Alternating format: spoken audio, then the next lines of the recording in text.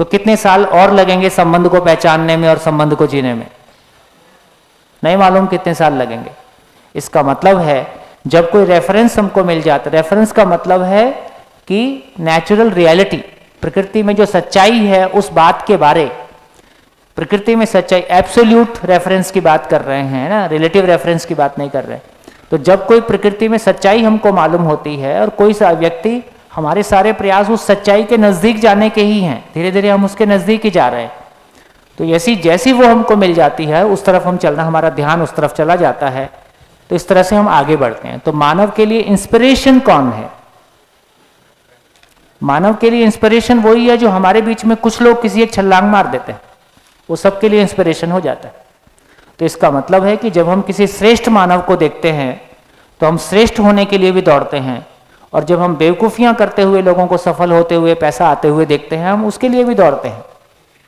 हमारी चॉइस है, मेरा स्टेट ऑफ माइंड है। आपका बच्चा बहुत अच्छा है इसलिए नहीं कि आप अच्छे हो, आपका बच्चा बहुत खराब है इसलिए नहीं कि आप खराब हो, क्योंकि वातावरण का प्रभाव उस पर पड़ता है। हॉस्टल में ऐसे भी लड़के मिलेंगे जहां हो सकता है 90% लोग शराब पीते हैं, 5% लोग ऐसे रहते हैं उनको कोई नहीं हिला सकता किसी भी जगह में। इसका मतलब है वो प्रभावित नहीं होते हैं। तो ये सब सारी चीजें हमको ये बताती हैं। ऐसे है कि जैसे बचपन में I also have had a lot of ideals in my teachers, कि मेरे लिए टीचर्स सब कुछ थे, एंड मैंने अपनी पढ़ाई भी उसके हिसाब से चुनी, जहाँ मुझे टीचर पसंद था मैंने वो करी। फिर एक एज कोई अंकल से बहुत प्रभावित होना, फिर कोई एक एज आई जब उनको बहुत क्लोजली जानने लगी और थोड़ा समझ आई, मेरे को लगा कि ये तो बहुत मतलब बहुत बुरा लगा मुझे उन पे कि ये तो बहुत ही मतलब इनसे कुछ सीखने वाली बात ही नहीं है। बस वही बात आ गई ना। अब मैं उस स्टेज पे हूँ कि मेरी लाइफ में कोई इंस्पिरेशन नहीं है, बस तो कोई नहीं। ये बहुत बड़ा लॉस है, आपके लिए लॉस नहीं है। इसलिए मैंने बार बार इस बात को शिविर में बोला। अभी मानव जाति की सबसे बड़ी गरीबी ये है कि पैदा होने वाले बच्चों को, जवान बच्चों के सामने कोई एक ऐसा व्यक्तित्व उनको दिखाई नहीं देता जिसको देख के उनको लगे कि यार मेरे को ऐसा होना है। ये हमारी गरीबी है। हमको इंजीनियर दिख जाएगा, डॉक्टर दिख जाएगा, और कोई दिख जाएगा, हमको आदमी नहीं दिखता है। ये जो आदमी ना दिखना है यही हमारी गरीबी है। सर इसका नेगेटिव इम्पैक्ट एक ये भी हुआ है कि मुझे अब लोग ही अच्छे नहीं लगते हैं। वही होता है भैया, वही होता है दादा। जैसे अब पर हम बात करें को एग्जिस्टेंस की, मेरे को ऐसे नहीं प्यार आता कि क्योंकि मेरे को बहुत अच्छे लोग, मैं आपको बताऊं, बिल्कुल आपकी बात से मैं सहमत हूं, है ना। मैं 24 साल में 1 साल के बच्चे को लेके घर छोड़ के निकला था खाली हाथ, ठीक। तो मुझको इतने अच्छे लोग मिले, और आदरणीय नागराज जी के रूप में एक ऐसा व्यक्तित्व मिला, बड़ी चट्टान, जिसको देख के आदमी का साइज समझ में आया, यार आदमी क्या चीज हो सकता है। सर उनमें कोई गलती नहीं थी, आपको कुछ नहीं लगा कि यहाँ पे हो गया, यहाँ रह गया, ठीक है ना। यूजली कोई सक्सेसफुल इंसान अगर एग्जाम्पल है कहीं ना कहीं तो मतलब मान लिया ना, तो आप हो जाओ ना, कौन रोका किसी ने। सर मैं भी क्या पता ना हो पाऊं, क्या क्यों नहीं हो पॉसिबिलिटी ही नहीं क्यों है। आप में तो बहुत संभावना हमको दिख रही है। सबको दिख रही कि नहीं दिख रही है? और क्या। तो देखो अब ये समझ में आ गया, जो मैंने पहले भी कहा, हम गलतियों से नहीं सीखते। एक रेफरेंस मिल गया मानव के लिए, मानव की जिंदगी को फिजिक्स और केमिस्ट्री की तरह से खोला जा सकता है।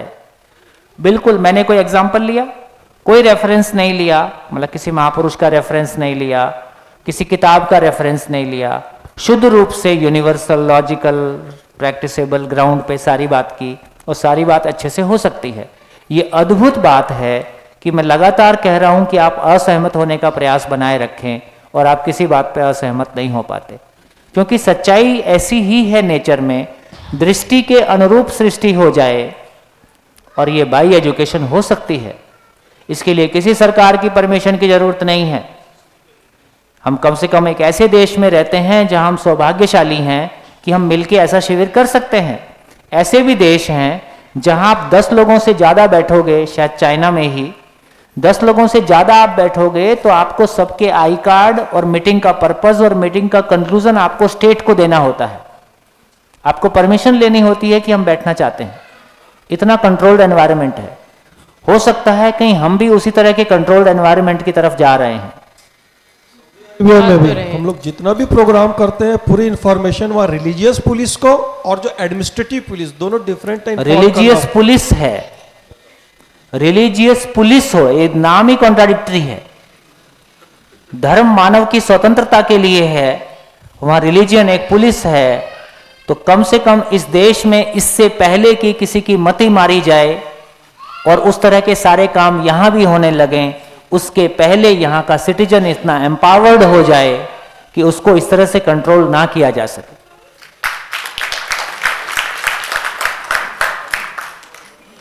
कुछ कर दिखाओ, जवानी है, कुछ काम आएगी। सर दूसरा क्वेश्चन। हाँ, दूसरे क्वेश्चन का आंसर ये है, ये गेज, लेस्बियंस और ट्रांसजेंडर्स है ना, ये सारी जितनी बातें, उसमें ट्रांसजेंडर एक अलग बात है, गेज और लेस्बियन अलग बात है ना।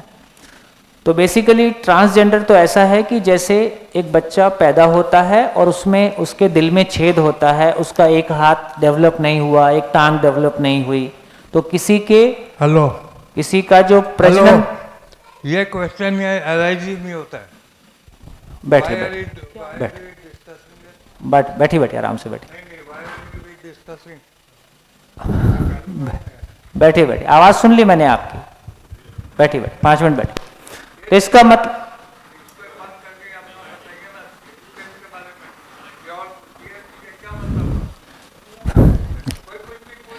आप एजेंडा आप तय नहीं करोगे ना, ये आपको पता है कि नहीं? ये एजेंडा आप तय नहीं करोगे, एजेंडा यहां पहले से सेट है। तो जो भी मानव पूछेगा वो यहां का एजेंडा है। शांति से बैठिए, बैठिए शांति से, आराम से पीछे आके।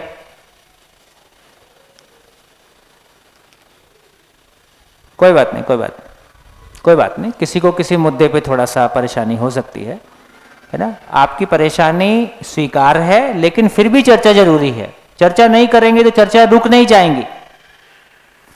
यदि सॉल्यूशन नहीं मिलेंगे तो ऐसे ही सब उल्टा पुल्टा होगा। तो क्या चर्चा निकली? जैसे एक बच्चा जन्म से पैदा होता है और उसके शरीर के किसी हिस्से में कोई कमी रह जाती है, तो ट्रांसजेंडर वो लोग हैं जिनके प्रजनन अंग में कमी रह गई। तो ट्रांसजेंडर मेल भी होता है, फीमेल भी होता है। एक इंजीनियरिंग कॉलेज के शिविर में आज तक एक ही लड़के ने पूछा, बस इंजीनियरिंग कॉलेज के शिविर में एक लड़के ने कहा, सर आप इतनी ह्यूमैनिटी की बात करते हो, हिजड़ों के बारे में मध्यस्थ दर्शन क्या कहता है? हिजड़े मानव हैं कि नहीं हैं? हिजड़े मंगल ग्रह से नहीं आए थे, हमारे आपके घरों में पैदा हुए हैं। और हिजड़ा सबसे सेफ आदमी है, सबसे सेफ आदमी है, और उसको हमने डर के मारे कम्युनिटी से अलग कर दिया। क्यों? हिजड़े से हमको क्या डर था? अपने घर में पैदा हुआ एक बच्चा को हमने बचपन से किसी को हैंडओवर कर दिया, जो करना है कर लेना, हम घर में नहीं रखेंगे। क्यों डर गए हम इतने? क्यों डर गए? मान भय। क्योंकि हमको मानव समझ में नहीं आया, हमको शरीर समझ में आया। शरीर या तो स्त्री होता है, शरीर या तो पुरुष होता है, और ये स्त्री पुरुष दोनों नहीं है। तो हमारे घर में एक ऐसा आदमी, ऐसी चीज पैदा हो गई जो स्त्री और पुरुष नहीं है। इसका मतलब ये तो हमारी कोई कमी है और इससे हमारा घर बदनाम होगा। निकालो इसको घर के बाहर। क्योंकि हमारी मानव की समझ नहीं है, क्योंकि हमारी शरीर की समझ है, इसलिए हम डर गए। मानव की समझ होती तो उसको घरों में पाला होता। और आपको याद है, आपको पता है कि इस देश में कितने सारे ट्रांसजेंडर एमएलए एमपी रहे हैं और उन्होंने अच्छे निर्णय लिए हैं। इसका मतलब है ट्रांसजेंडर का केवल प्रजनन तंत्र ठीक से नहीं बना है, जीवन रूप में तो वो पूरा ही है, जीवन रूप में कोई कमी नहीं है, शरीर में कमी है, ऐसे भी जनसंख्या की आवश्यकता नहीं है। ठीक है, तो मेरी बहुत 20 साल से इच्छा है कि मैं ट्रांसजेंडर के साथ एक शिविर करूं। लेकिन मैं उन थोड़ी सी हिम्मत की बात है, तो अभी थोड़ी हिम्मत धीरे धीरे बढ़ाएंगे। तो मैं उन ट्रांसजेंडर के साथ करना चाहता हूं जो अपना कमा खा के जीते हैं, ताली बजा के नहीं जीते। किसी सैलून में काम करते हैं, किसी और जगह काम करते हैं, कम से कम जो मेन स्ट्रीम में अपने आप को इंडक्ट करना चाहते हैं, किसी अंश में कर चुके हैं। ट्रांसजेंडर्स का जब भी देश में सम्मेलन होता है, उनका एजेंडा एक ही होता है कि मुख्य धारा में हम कैसे आए, है ना? ये गलत थोड़ी है। एक हिजड़ा जब किसी गृहस्थ को गाड़ी में, रिक्शे में अपने बच्चों के साथ जाते हुए देखता होगा तो कैसा महसूस करता होगा, है ना? है ना? है ना? एक मिनट इसको पूरा कर दो।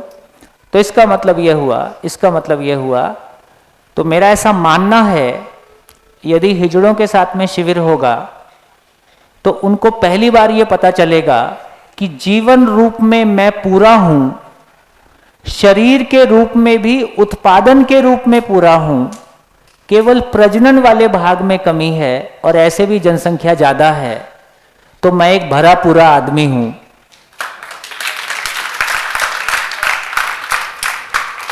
दुनिया की समझ कब बनेगी कि उसको अपने बराबर का सम्मान दे सके, लेकिन वो खुद की नजरों में सम्मानित हो जाए तो अपना रास्ता निकाल लेगा। कितना बढ़िया। तो आप में से जो भी ऑर्गेनाइज करेगा मैं वो शिविर करूंगा, नंबर 1। दूसरा, गेज और लेस्बियंस। हाँ, माइक।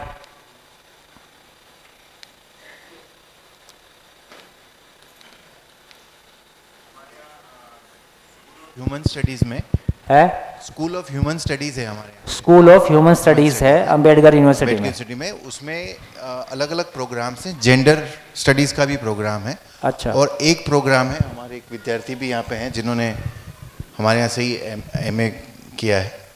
अच्छा अच्छा, गुड। हाँ, तो स्कूल ऑफ ह्यूमन इकोलॉजी में एक सोसाइटी है, उसका नाम है queer society. Quiz. Queer, QUEER। Queer का मतलब जो ये सारे LGBT जिसकी बात हो रही है। अच्छा, QUEER। क्वीर सोसाइटी होती है। हाँ। ये सारी इन्हीं लोगों पे काम करते हैं ये लोग। हाँ। जिसमें लेस्बियन, गेज और ट्रांसजेंडर और सारा LGBT बोलते हैं इसको। LGBT। तो आपने जो इच्छा व्यक्त की है, मैं पूरी कोशिश करूंगा कि वो इसमें आपको सहयोग दें। दूसरा, अब ऐसी शिविर चलती है तो कोई ऐसा क्वेश्चन पूछ लेता है तो मैं भी कह देता हूं। तो सूरत में कुछ लोगों ने मेरे से कहा, सर वो लेज और ये गेज लेस्बियन का करवा देते। मैं यार थोड़ा सा, ये लोग थोड़ा सा ज़्यादा कॉम्प्लिकेटेड मामला है। तो उन्होंने एक हिस्ट्री, सूरत का जो महाराजा का लड़का था, सूरत के महाराजा का लड़का, अब महाराजा तो मीटिंग में ही बिजी रहते हैं, बच्चे तो नौकर चाकर लोग पालते हैं। जब उसकी शादी का समय आया तो उसने शादी करने से मना कर दिया। बाद में पता चला कि वो जिसने उसको पाला था उसके साथ ही उसका फिजिकल रिलेशन रहा और उसके साथ उसने फिर भाग के शादी कर ली। और अभी वो गेज एसोसिएशन का इंटरनेशनल प्रेसिडेंट या नेशनल प्रेसिडेंट है। तो इसके बारे में कुछ स्टडीज ये आती रहती हैं कि गेज और लेस्बियन ये सब जेनेटिक्स से आता है, एक धारा ऐसा बोलती है। लेकिन इसके कॉन्ट्राडिक्शन में भी जगह अलग अलग तरह की सूचनाएं आती रहती हैं। मेरा अब ये सोचना है कि मानव अपनी समझ से अपने आचरण को सुनिश्चित करता है कि आचरण से समझ सुनिश्चित होती है ना? तो मानव में समझ से आचरण सुनिश्चित होता है। तो अब यदि इनके साथ भी वर्कशॉप किया जाए और इनको ये समझ में आ जाए कि समाधान बराबर सुख का क्या मतलब है, शरीर का क्या मतलब है, इंद्रियों का क्या मतलब है, और मानव एक एग्जिस्टेंशियल क्रिएशन है, तो फिर देखें कि वो अपने में क्या चेंज करते हैं, है ना? तो मैं इसको थोड़ा सा भी ओपन छोड़ रहा हूं। सर, अभी तक मेरा भी यही मानना था कि शायद कुछ प्रॉब्लम है या कुछ है। जब मेरे बहुत क्लोज फ्रेंड्स ने बोला कि हम गे हैं एंड तब ये लीगल भी नहीं था, तो फिर वो बाहर के देश में शिफ्ट हो गए जहाँ पे लीगल था। एंड पढ़े लिखे समझदार लोग, तो मेरा मानना है कि ये एक तो ये समझना पड़ेगा कि इसमें समझदारी का कोई एक पीएचडी, सुन लीजिए, मैं डिग्री वाला समझदार नहीं कह रही, हाँ, बट इंटेलेक्चुअली भी आप एक बंदे से बात करके आपको समझ में आ जाता है हाँ, कि कौन कितना समझता है जिंदगी नहीं, को। जिंदगी वो तो एक बात है, बात करते समय आदमी का संवेदनशील होकर बात करना एक बात है, उसकी जिंदगी में घटी घटनाओं से उसकी जिंदगी को किस मोड़ पे लाके खड़ा कर दिया और कहाँ बहा दिया है, ये दूसरी बात है। बट सर एनीवेज ये जो टॉपिक है इतना सेंसिटिव है और सोसाइटी नहीं मानती, तो इंसान को जब फील होता होगा कि मैं गे हूँ, लेस्बियन हूँ, उसके लिए आसान नहीं होगा मानना। सारी उम्र आप छुपा के रखते हो, फिर मतलब अगर अंदर से ही नहीं आ रहा होगा तो कैसे कोई झूठ या ठीक है गलत ना, कैसे चलो बोल सकता है? मैं इतना ही कहना चाहता हूँ, अभी इसका आंसर इतना ही है कि हम मानव के रूप में अपना अध्ययन, स्वयं का अध्ययन करें, क्योंकि शेर शेर ही रहेगा, वो उसमें कोई परिवर्तन कर नहीं सकता, और बकरी और बैल ही रहेगा, वो उसमें कोई परिवर्तन नहीं कर सकता। मानव एकदम ओपन एंडेड है, मानव जैसा मान लेता है वैसा जीता है, ठीक। अब मानव के मानने का आधार परंपरा और उसके साथ घटी घटनाएं हैं। जैसे मेरे को लगता है कि यार आदमी बहुत बढ़िया चीज है, क्योंकि मुझको बहुत अच्छे आदमी मिले हैं बचपन से। किसी घटनावश किसी एक व्यक्ति को दोस्तों ने धोखा दिया है, वो कहता है यार दोस्ती से बुरी कोई चीज नहीं है। तो हमारे कंक्लूजन हमारी जिंदगी में घटी घटनाओं पे आधारित हैं, जबकि एग्जिस्टेंशियली ह्यूमन बीइंग जैसा है वो ना अच्छा मानने वाले की समझ है ना बुरा मानने वाले की समझ है। तो कम से कम अच्छी बात यह है कि हमारे पास ह्यूमन बीइंग का एक एग्जिस्टेंशियल रेफरेंस मिल गया। मानव के रूप में एक बार जैसा एग्जिस्टेंस में है उसको वैसा अध्ययन करने की कोशिश करके देखा जाए, अपने आप को किसी स्थिति में पाया जाए, फिर हम हो सकता है कुछ चीज़ों को हैंडल कर पाएंगे। अभी हमारी खुद के प्रति ही समझ नहीं है और मैं कैसे दूसरे की प्रॉब्लम हैंडल करूं, या मैं अपनी ही प्रॉब्लम अभी हैंडल नहीं कर पाता हूं, तो एक बार थोड़ी सी तैयारी की जरूरत है, फिर धीरे धीरे देखते हैं। जो भी समस्याएं हैं समाज में वो एक दिन की नहीं है, ये कोई गेज और लेस्बियन कोई समाज की कोई नई समस्या नहीं है, अब थोड़ी उभर गई, अब बोलने लगे हैं लोग, पहले नहीं बोलते थे, हजारों साल से सब चला आ रहा है। एनिमल्स में भी होते हैं, हाँ वो सब जगह है, लेकिन मानव को ये समझना है, एक तो मानव एनिमल नहीं है, तो मानव को यह समझना है कि जब तक मानव अपने मानव होने के स्वरूप को नहीं पहचानेगा, तो कल तक मानव मांस खाता था, कल तक मानव सास बहू का झगड़ा करता था, कल तक मानव बैलगाड़ी में चलता था, कल तक मानव जंगल में रहता था, इसलिए मानव आज भी जंगल में रहेगा, ऐसा नहीं है। इसका मतलब है कि मानव ग्रेजुअली फिजिकल वर्ल्ड पे कोई अधिकार पाया है तो वहां कुछ बेहतर हो गया है। तो कुल मिला के चारों अवस्थाओं में संतुलन बना रहे, पदार्थ अवस्था, प्राण अवस्था, जीव अवस्था, ज्ञान अवस्था, ये हमेशा हमेशा के लिए सब खुश रहें और इसमें एक संतुलन बना रहे, इस अर्थ में एग्जिस्टेंस का होना और उसके रहना एक बार हमको समझ में आएगा तो हमारा आचरण, फिर मेरे विचार कैसे हो, मेरा व्यवहार कैसा हो, मेरी वर्किंग कैसी हो, फिर सब कुछ फिर नए शरीर में खुलेगा। तो कुछ खुल के बात की जा सकती। बढ़िया है ना।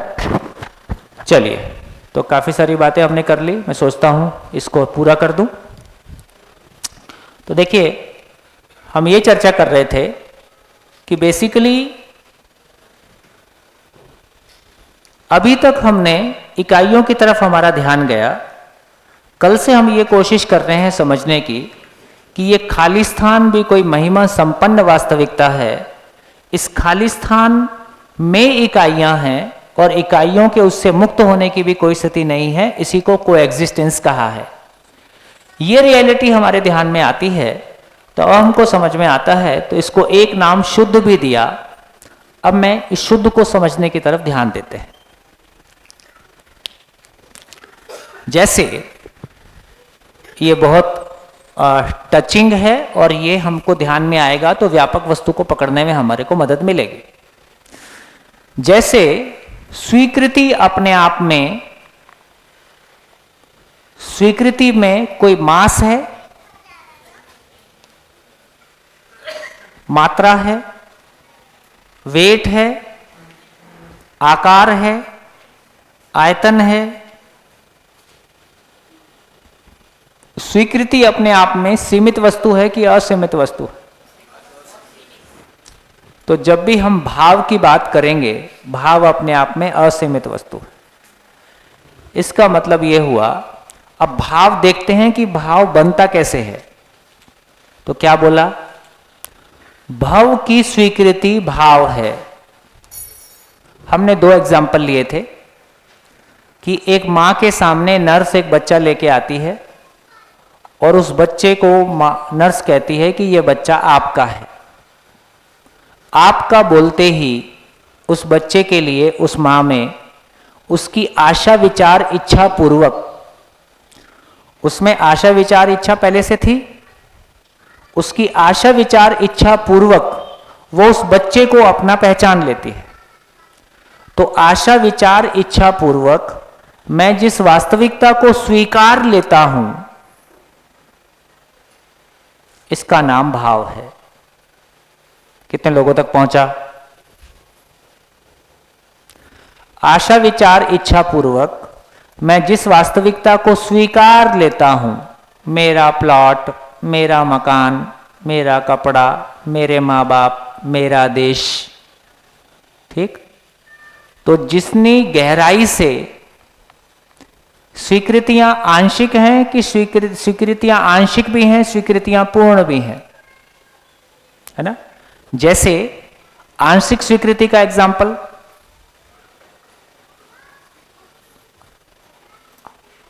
बोल दो माइक। आंशिक स्वीकृति,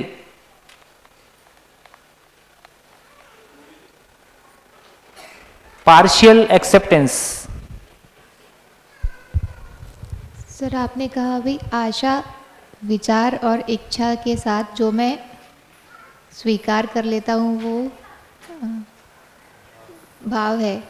तो सर अगर कोई मतलब किसी का कोई क्लोज रिलेटिव एक्सपायर हो जाता है तो भी उसको ये चीज़ एक्सेप्ट करनी पड़ती है, पर उसकी ऐसी आशा तो नहीं रहती है। हाँ, स्वीकार नहीं पा रहा है। देखो ये बात भी समझ लो कि कोई किसी के मरने से दुखी नहीं होता है ना? ये बात समझ में आती है कि नहीं? कोई किसी के मरने से दुखी नहीं होता है। दुख किस बात का है? जो उससे सुख मिल रहा था उसका क्या होगा? बस इतना मामला है। जोर से ताली बजा सकते हैं। तो बेकार इमोशनल मत हो, है ना? तो किसी के मरने से हम उसके लिए रो ही नहीं रहे।